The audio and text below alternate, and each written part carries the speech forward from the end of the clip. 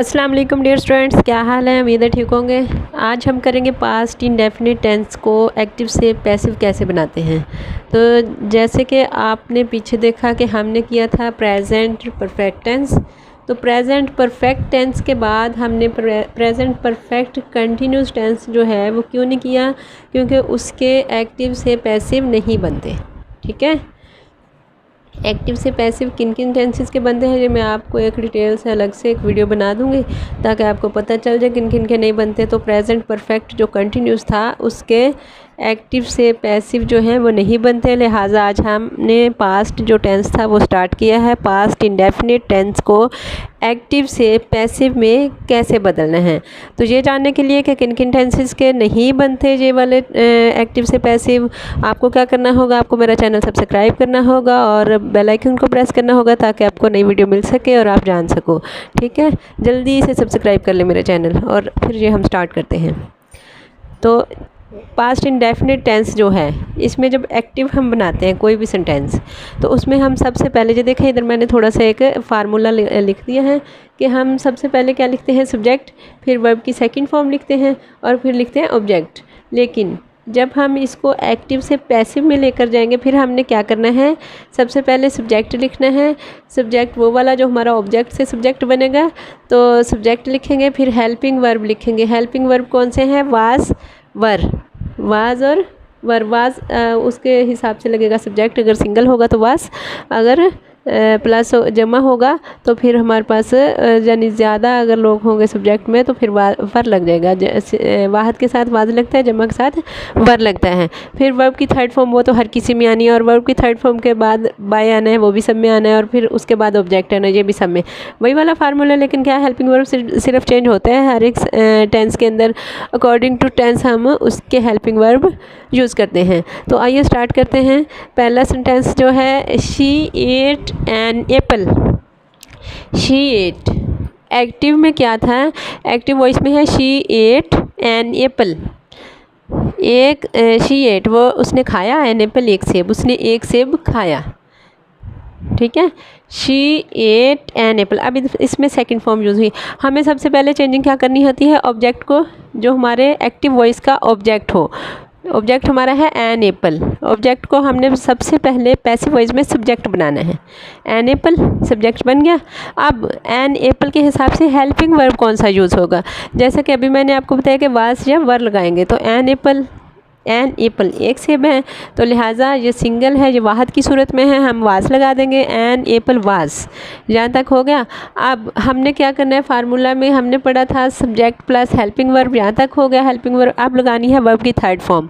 तो वर्ब हमारे पास है एट, सेकंड फॉर्म लगी हुई, हमने थर्ड बनानी है, तो ईट से एट सेकंड और ईटन थर्ड होती है। एन एप्पल वाज ईटन, यहाँ तक हो गया। अब थर्ड फॉर्म के बाद हमने क्या करना है, थर्ड फॉर्म के बाद बाय, और बाय के बाद ऑब्जेक्ट, बाय लगा दिया, और बाय के बाद हमारा इधर जो एक्टिव वॉइस का सब्जेक्ट था वो पैसिव वॉइस का ऑब्जेक्ट बन जाएगा। तो शी था सब्जेक्ट, तो ऑब्जेक्ट क्या बन गया, her. An apple was eaten by her, एक सेब वाज ईटन खाया गया था बाय हर, उसकी जानिब से। She ate an apple, she इसमें सब्जेक्ट था एक्टिव वॉइस का, जब पैसिव वॉइस में गया इधर ऑब्जेक्ट बन गया। ये आपने रूल पढ़े हैं, स्टार्ट में मैंने आपको सारे रूल्स पढ़ा दिए थे। तो इसका जो एन एप्पल ऑब्जेक्ट था एक्टिव वॉइस का, तो वो पैसिव वॉइस में गया तो सब्जेक्ट बन गया। ये आपने पढ़ा है, ऑब्जेक्ट को सब्जेक्ट और सब्जेक्ट को ऑब्जेक्ट बनाना है। ठीक है, वर्ब की थर्ड फॉर्म लगानी है, और ये जो वाज या वर या जो भी हेल्पिंग वर्ब किसी भी टेंस के अंदर हम यूज़ करते हैं वो उस टेंस के मुताबिक यूज़ करते हैं। बाकी सारी चेंजिंग सेम होती है हर किसी एक्टिव से पैसिव के लिए।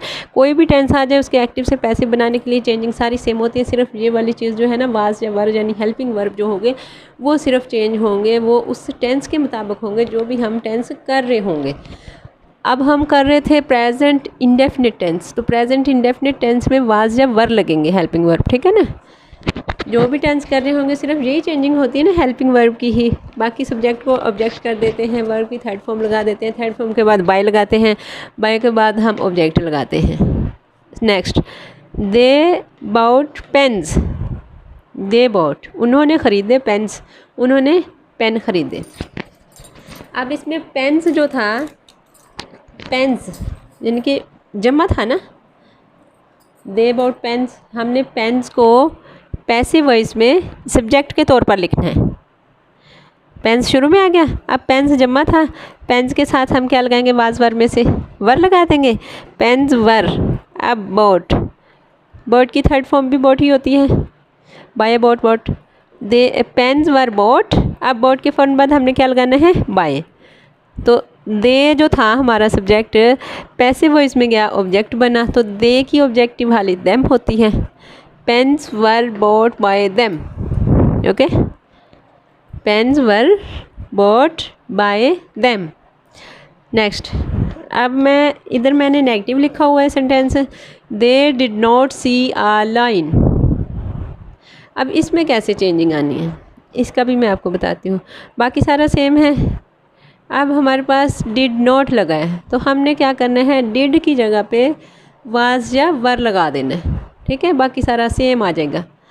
क्या था, they did not see a lion, इसका आ लाइन जो है एक्टिव वॉइस में आ लाइन ऑब्जेक्ट था, तो पैसिव वॉइस का ये सब्जेक्ट बन जाएगा। आ लाइन यानी ऑब्जेक्ट को सब्जेक्ट में बदलना है, तो बदल दिया आ लाइन। आ लाइन के हिसाब से हेल्पिंग वर्ब वाज या वर में से लगाना है, तो वाज आएगा कि आ लाइन था, एक शेर है, सिंगल है subject.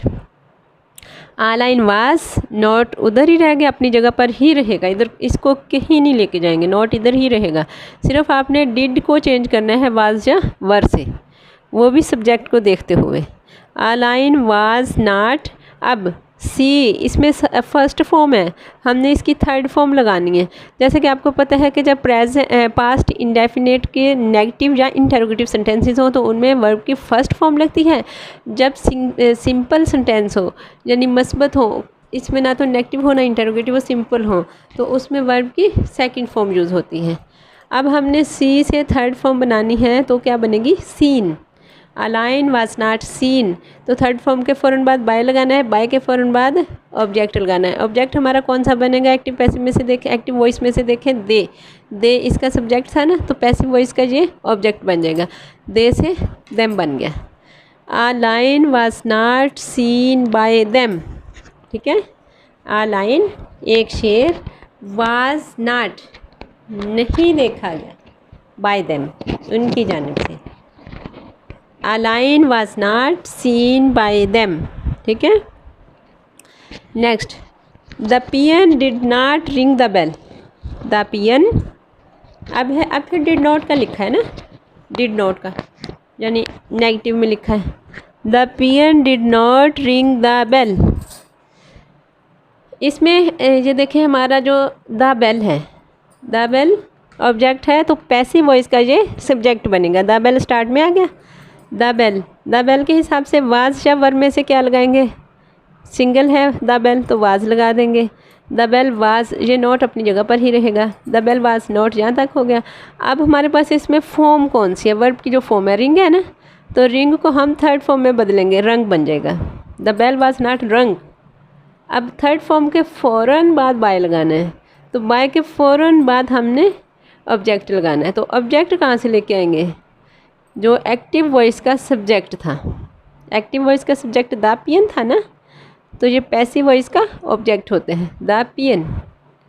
The bell was not rung by the peon, ठीक है। द बेल जो हमारा इधर से एक्टिव वॉइस में से ऑब्जेक्ट था, पैसिव वॉइस में सब्जेक्ट बन गया।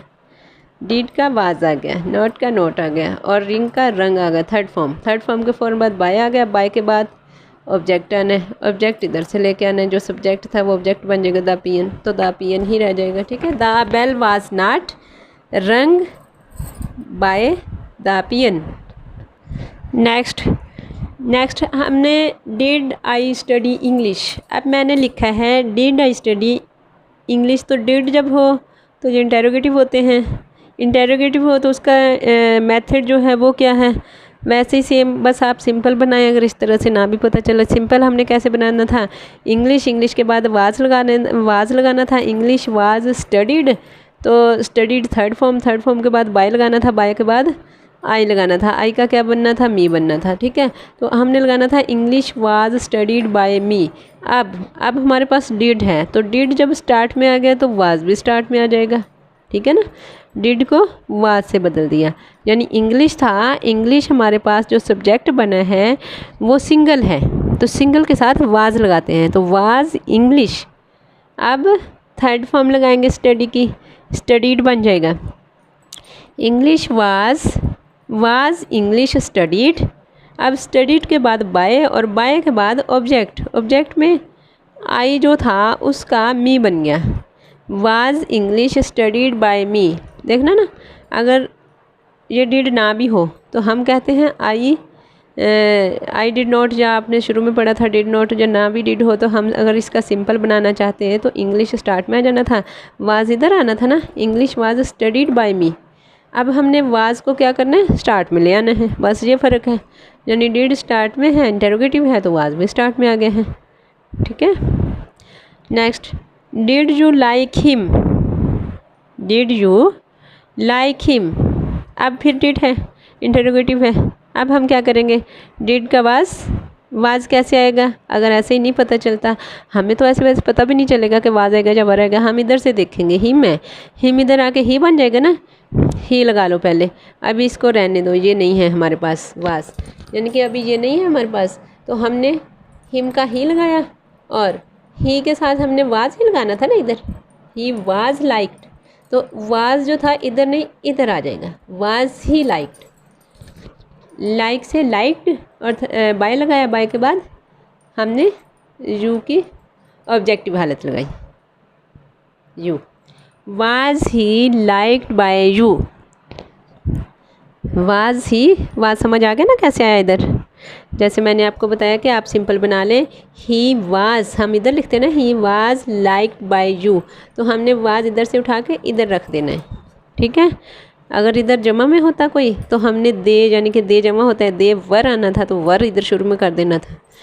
आगे इसी तरह से कोई इस तरह से भी वाई, व्हेन, वेयर, हाउ, इस तरह से भी शुरू हो जाते हैं सेंटेंसेस, तो उनमें से एक देख लें, why did I write a letter, why did I write a letter, तो इसमें हमारे पास अगर हम सिंपल में देखें तो हमने लिखना है ना स्टार्ट में आ लेटर, तो आप लिखें आ लेटर, अब इसको रहने दें, इतने को रहने दें।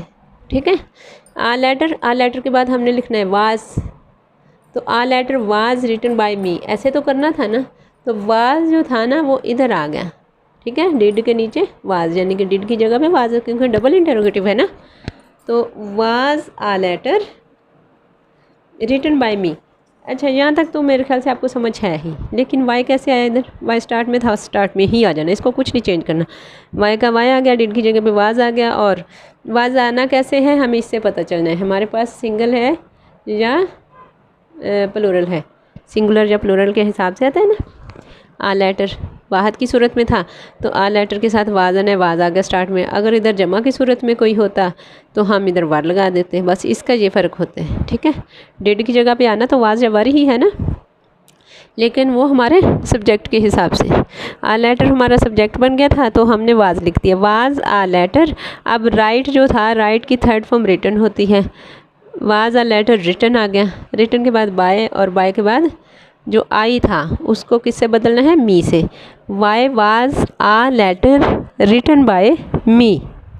ठीक है ना, समझ आ गया, तो इंशाल्लाह समझ आ ही गया होगा, इंतहाई इजी है, थोड़ी सी ना गौर करने की बात है कि बस गौर कर लें तो समझ आ जाते हैं। फार्मूला अपने जहन में रख लिया करें ना, फार्मूला क्या यूज़ होना है, फार्मूला सबका सेम है, सब्जेक्ट को ऑब्जेक्ट में बदल देते हैं, ऑब्जेक्ट को सब्जेक्ट में बदल देते हैं, वर्ब की थर्ड फॉर्म लगाते हैं, और ऑब्जेक्ट से पहले हम बाय लगाते हैं, ऑब्जेक्ट से पहले बाय लगाने के बाद हम क्या करते हैं, एक और चीज़ जो सब किसी की, हर किसी की चेंज है, 4 रूल्स जो हैं वो सेम होते हैं सब में। हेल्पिंग वर्ब जो है ना वो अकॉर्डिंग टू टेंस होता है, जो भी हमारा टेंस होगा उसी के हिसाब से हमारा हेल्पिंग वर्ब लगेगा। ठीक है, आ जाएगा ना। अब ये आप रूल्स याद करें, रूल्स याद करने से इंतहाई इजी हो जाएंगे आपको सेंटेंस बनाना, एक्टिव वॉइस से पैसिव वॉइस बनाना। ठीक है, दुआओं में याद रखिएगा। अल्लाह हाफिज़।